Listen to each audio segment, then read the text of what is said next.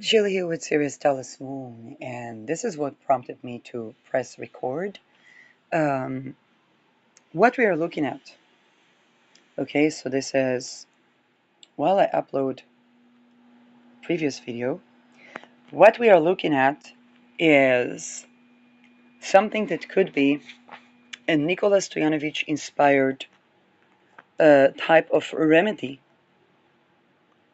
for houses that have Neptune in the fourth house. So people have natal chart or in the composite, it could be the fourth house of the couple. Fourth house, right now I would talk about fourth house Aries, or Neptune in the fourth house, or Neptune with the fourth house ruler. So let's say I have Mars in the ninth house, um, of Neptune in Scorpio composite would bring me, let's say if I move to live with someone that together I have Neptune in the fourth house, that would bring me to Neptune with the ruler. So, okay, all of these combinations, Neptune governs illusion. So having one of the walls of the house, particularly a hidden one, because Neptune still sextiles Pluto up until the 60s. And by the way, towards the 60s, that might be needed to change. Before the transit, which is 15 years, having an inner wall in the house that has some sort of this optical illusion can definitely calm Pluto-Neptune energies in the fourth house. It's a Nikola Stoyanovich inspired basically remedy. Nikola Stoyanovich is an astrologer that I learned about. It was Lada Duncheva's teacher. Because we're talking about Neptune, then that can definitely be something incredibly useful. If it is involving, let's say, Mars, you want the half broken wall, okay? With Neptune going into Mars sign, it can be the illusion of half broken wall that can pertain. And this is, of course, experimental. So before you reconstruct your house, just take into account to have the budget to dissolve this remedy if it doesn't work for you. Okay, and that's important. Okay, this is important because this is an experimental art. But now let's upload the previous episode, which is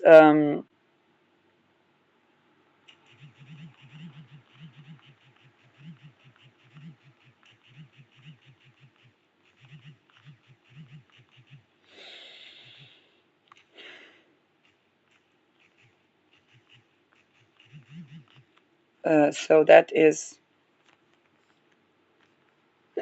I think it's a good pitch for an episode, and I think it's actually relevant. um, I think the rare earth minerals here serve the biggest goal. PR. It might be. Might be an actual thing here. Um,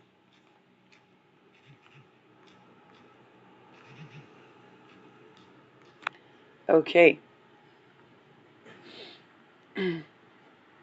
So that's just a short episode mentioning that possible housing remedy.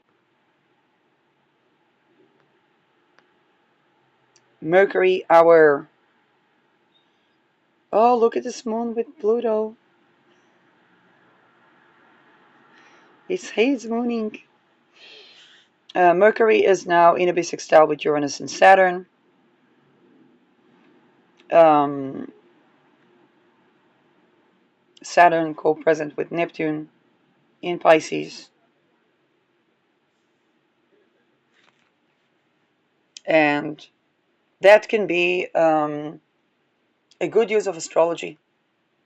And actually, Mercury is ruling my fourth house, so and just separated with Mars. So this is also how astrology can be used, particularly when it goes into Gemini.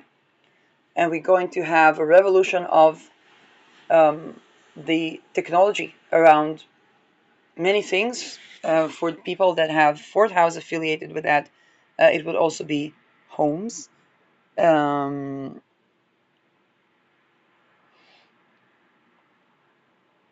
Mercury, Mars emphasize craftsmanship and the awareness of what are we sold. Yeah, I saw a video that talks about houses built by foam, and basically foam used as a glue. And there's a person that actually understanding how in construction says, well, if it was so good, they would use it for the entire house, and they sell it as cheap material, but actually says, no, they're probably going to sell for $1 million. It's not actually what they say it is. So real estate related scams are going to be a thing of Neptune in Aries, for the entire Neptune in Aries. And they're going to be megalithic ones, okay? They're going to be new neighborhoods being built as private equity to laser the entire neighborhood and have, the minute that the minute that real estate becomes stocks, and that's basically the story of private equity, then we have another added layer to the real estate bubble.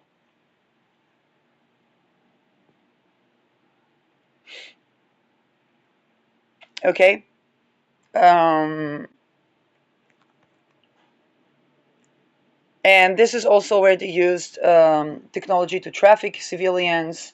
And it would be marketed as, oh, the tenants are to blame, where the tenants were trafficked, and this is um, the issue.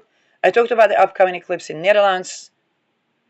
It's going to pertain to the housing of leaders and people, or populist leaders.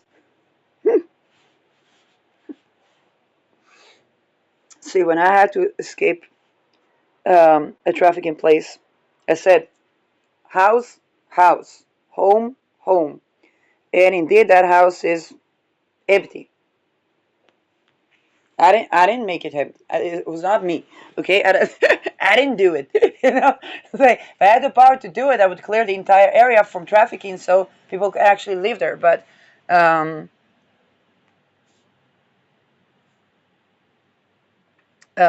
this is oh,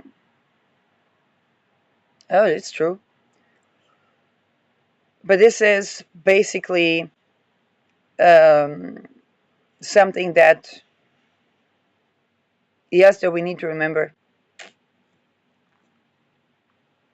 And those that think that this is, like I said, with this Venus, I talked about previously the role of female occultists or women using dark occult to rape other women or traffic other women.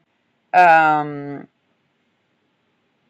so that's also kind of like if those women participated in that bubble, they say, oh, but these women were trafficked. So was Epstein.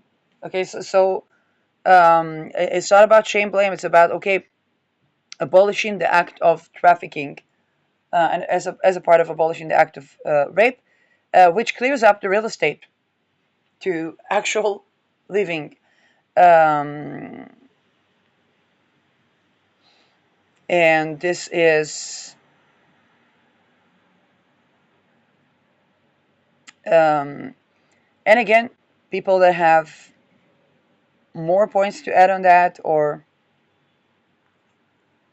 yeah, at the end of the day, on the money line, sovereignty cannot go with rape. That's it. A free man need not oppress another, which means, or a free woman need not oppress another, and that's the money line. That's the end line. That's the deadline, and that's where it needs to be.